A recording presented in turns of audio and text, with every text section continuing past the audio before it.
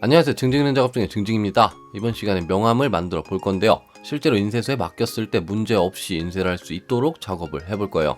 그리고 명암을 작업하면서 파워포인트의 다양한 기능과 유용한 웹사이트 그리고 실용적인 단축키까지 이 영상 하나에 담아볼게요.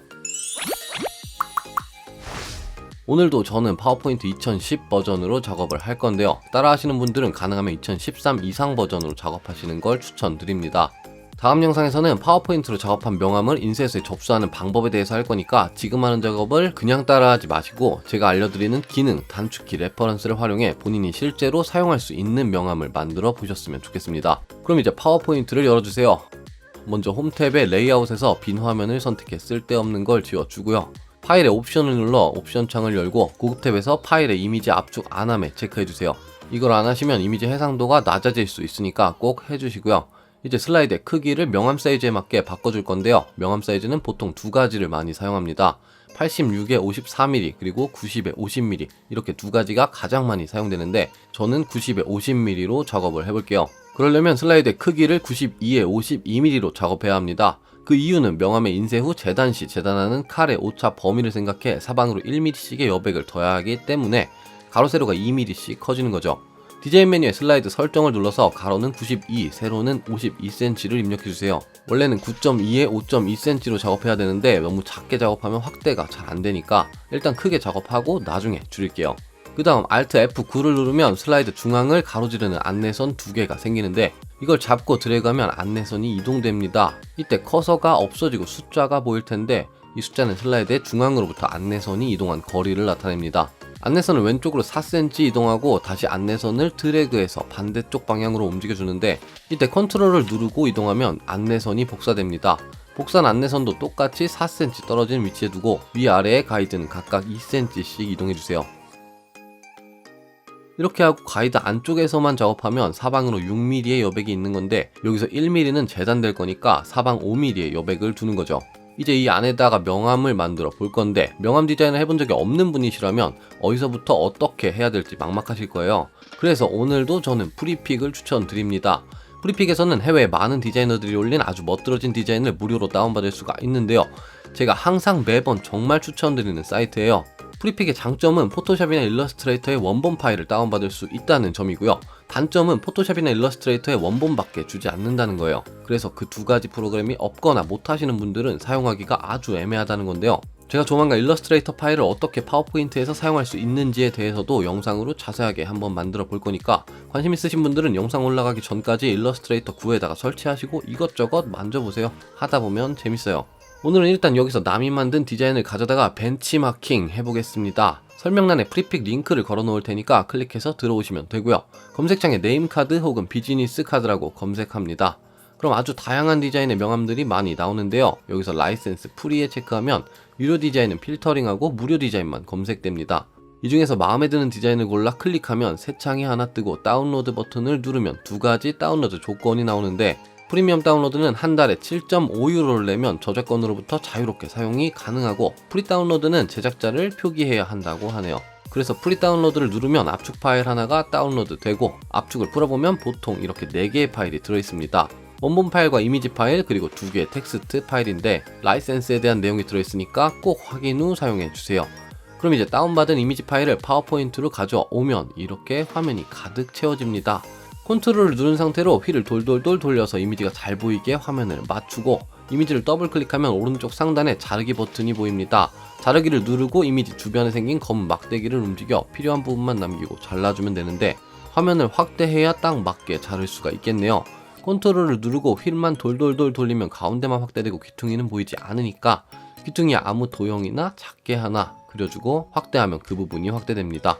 이렇게 해놓고 다시 이미지를 더블 클릭해서 자르기를 눌러 잘라주시고요. ESC를 누르면 자르기 모드가 해제됩니다. 다시 도형을 반대쪽으로 옮겨 이쪽도 잘라주세요. 그리고 다 쓴 도형은 헷갈리니까 꼭 삭제해주시고요. 더블 클릭하고 오른쪽 상단에서 너비에 9cm를 입력하고 엔터를 쳐주세요. 그 다음 이미지가 선택된 상태에서 자르기 버튼 옆에 맞춤 버튼이 있는데 맞춤의 가운데 버튼을 한번 눌러주고요. 다시 맞춤의 중간 맞춤을 한번 눌러서 이미지를 슬라이드의 중앙으로 정렬합니다. 이제 우리가 이 명암을 똑같이 만들어 볼 건데 배경에 들어간 물결 무늬를 그리고 여기 있는 로고도 쉬우니까 똑같이 한번 만들어 보고요. 그 다음엔 여기 들어간 아이콘들도 찾아서 넣어 줄 거예요. 그리고 QR코드도 간단히 만들어 넣어 주고 마지막으로 글자를 입력해 줄게요. 여러분들이 어떤 명암을 만들지 몰라서 제가 일부러 이것저것 알려줄 수 있는 디자인을 골라봤는데 본인한테 필요 없다고 생각되는 기능이더라도 앞으로 올라갈 인쇄 시리즈 영상 따라할 때 계속 필요하니까 지금 연습해 놓으시면 다른 여러가지 작업에 도움이 되실 거예요. 화장실 다녀오실 분들은 지금 일시 정지하고 빨리 다녀오시고요. 이제 진짜로 만들어 볼게요. 가장 먼저 이 물결 모양을 그려볼 건데요. 진한 색을 먼저 그리고 연한 색을 그 다음에 그려줄게요. 홈탭에 도형들을 펼쳐보면 선 중에 자유형 선이 있습니다. 이걸 클릭해 주시고 진한 청록색 물결의 꼭지점을 살짝 벗어나게 점 4개를 대충 찍어주세요. 그리고 다시 시작점을 찍으면 이상하게 생긴 사각형이 하나 만들어집니다. 근데 도형 때문에 그림이 안 보이니까 도형을 더블 클릭해서 도형 채우기를 채우기 없음으로 바꿔주고 도형 윤곽선을 눌러 두께를 가장 얇게 해주세요. 그 다음 도형 위에서 마우스 오른쪽 버튼을 클릭해 전편집을 누르면 조금 아까 만들었던 4개의 점이 까맣게 보이는데 이 전편집 모드에서는 도형의 모양을 자유롭게 바꿀 수 있습니다. 선택이 해제되거나 ESC를 누르면 전편집 모드가 해제되니까 전편집 모드에서 나가지면 다시 도형을 선택하고 마우스 오른쪽 버튼을 눌러 전편집 모드로 들어오시면 됩니다. 마우스를 점 위로 갖다 대면 컷의 모양이 바뀌는데 이때 점을 드래그 하시면 점을 이동할 수 있고 선을 드래그 하시면 점이 하나 추가됩니다. 그리고 뭔가 잘못하거나 실수하셨을 때는 컨트롤 Z로 되돌리실 수 있습니다. 그럼 이제 모양을 다듬어 볼게요. 물결 모양을 만들어야 되니까 선 중간에서 커서 모양이 바뀌는 거 확인하시고 안쪽으로 쭉 끌어주세요. 이쪽 부분은 연한색 물결을 그리면 그 밑으로 들어갈 부분이니까 대충만 맞춰주시고 아래쪽도 쭉 끌어다 대충 맞춰주세요. 이렇게 하다 보면 이런 하얀색 점이 생기는데요. 점이 선택된 상태에서는 양쪽에 선을 조정할 수 있는 핸들이 생깁니다. 모든 점은 양쪽으로 하나씩 핸들을 가지고 있고 이 하얀 점을 움직이면 선을 자연스럽게 구부려 줄 수 있습니다. 이제 모양이 어느 정도 만들어졌으니까 핸들을 이용해 선을 맞춰주면 되겠죠. 근데 양쪽 핸들이 이렇게 따로 움직이면 곡선이 자연스럽지 못하니까 점 위에서 마우스 오른쪽 버튼을 클릭해 부드러운 점으로 바꿔줍니다. 그리고 다시 핸들을 움직여보면 양쪽 핸들이 대칭으로 움직여요. 안쪽으로 감춰지는 선들은 대충 그리면 되니까 이 점과 이 점만 예쁘게 그려주면 되겠죠. 위에 있는 점도 부드러운 점으로 바꿔주고 핸들을 잘 조정해서 선을 그림과 맞춰주세요. 완벽하게 맞을 필요는 없지만 연습하는 거니까 최대한 똑같이 그리셨으면 좋겠어요. 처음 하시는 분들은 생각보다 어렵게 느껴지실 수 있는데요. 그게 정상이에요. 처음 했는데 잘하시는 분들은 재능이 있는 거고 보통은 처음 하면 잘 못하는데 몇 번 하다 보면 감이 잡히실 거예요. 이제 이쪽에 물결도 그려줘야겠죠. 아까처럼 점을 먼저 찍어주시고 조금 아까 그렸던 도형을 다시 선택해서 컨트롤 쉬프트 C를 눌러 서식 복사를 해줍니다. 그리고 방금 그린 도형을 선택하고 컨트롤 쉬프트 V를 누르면 도형의 서식이 그대로 복사됩니다. 근데 똑같은 선이 많아서 헷갈리니까 처음 그렸던 건 잠깐 치워 놓을게요. 이때 쉬프트를 누르고 이동하시면 반듯하게 이동해서 다시 제자리에 갖다 놓기 편할 것 같네요. 그리고 다시 전편집을 눌러 아까처럼 모양을 다듬어 주세요.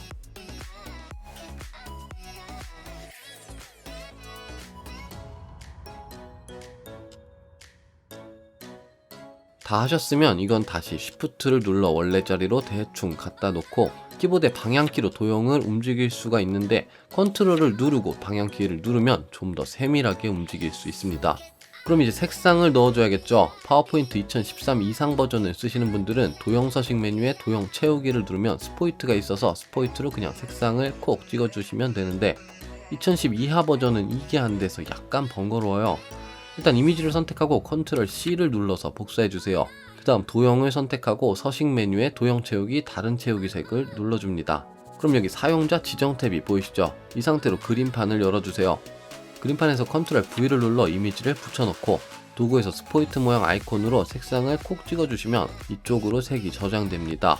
오른쪽에 색 편집을 누르면 색상 값을 볼 수 있는데 여기 빨강, 녹색, 파랑이라고 적힌 숫자들을 파워포인트 사용자 지정 탭에 입력해 주세요.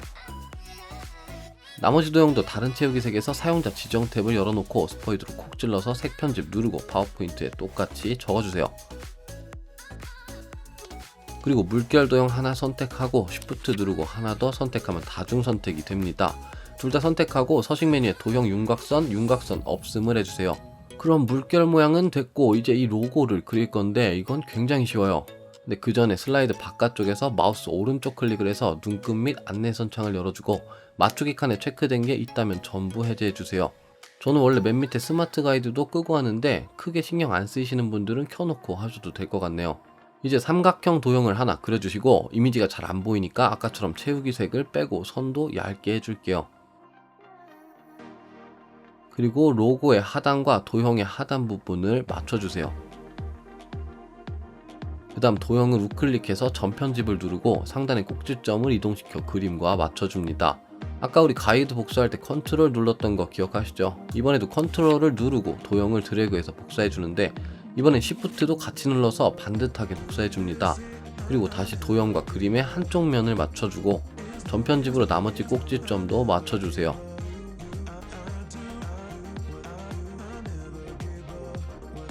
그 다음 처음 사용했던 자유형 선을 꺼내서 삼각형의 반을 가르고 크게 그려서 삼각형을 덮습니다. 이제 이대로 잘라줄 건데요. 여기서 쉐이프 도구가 필요합니다. 근데 이게 버전에 따라 약간씩 달라서 2013 이상 버전부터 말씀드릴게요.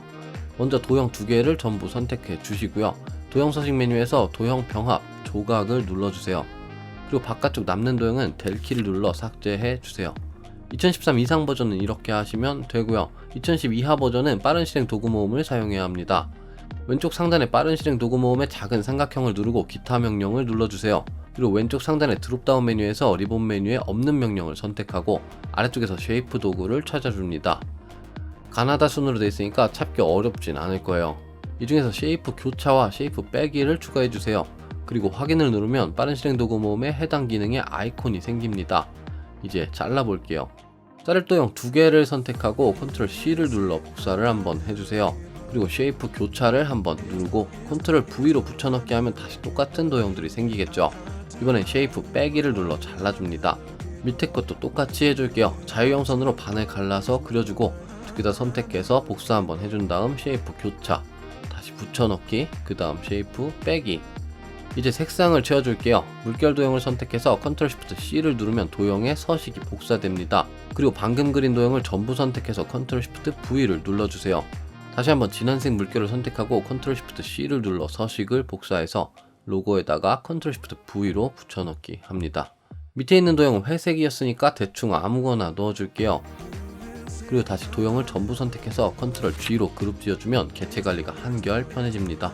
이제 글씨만 써주면 되겠네요. 텍스트 상자 만들어서 글씨 써주시고 폰트도 대충 비슷한 걸로 바꿔주세요. 저는 비슷한 폰트가 없어서 KBJ 한마음대로 쓰겠습니다. 여기서 폰트에 대해 중요한 게 한 가지 있는데요. 인쇄 시에 쓰면 안 되는 폰트가 있습니다. 폰트에 대해선 다음 시간에 인쇄 접수 영상에서 다시 한번 말씀드리겠지만 작업 중에 웬만하면 한양체와 휴먼체는 사용하지 말아주세요. 물론 사용한다고 해서 무조건 안 되는 건 아닌데 인쇄나 파일 변환 시에 폰트가 누락될 수 있어서 확실히 누락시키지 않을 수 있는 분만 사용하시고 그게 아니라면 가급적 사용을 자제해 주시고요.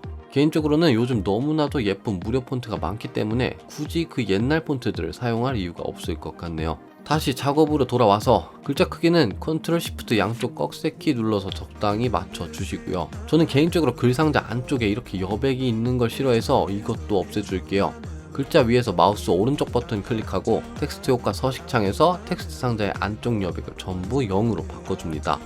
그리고 도형과 글자를 전부 선택해서 정렬에 맞춤, 그리고 가운데 맞춤을 하면 글자와 도형이 정렬됩니다. 이 상태에서 컨트롤 G로 한 번 더 그룹을 해줄게요.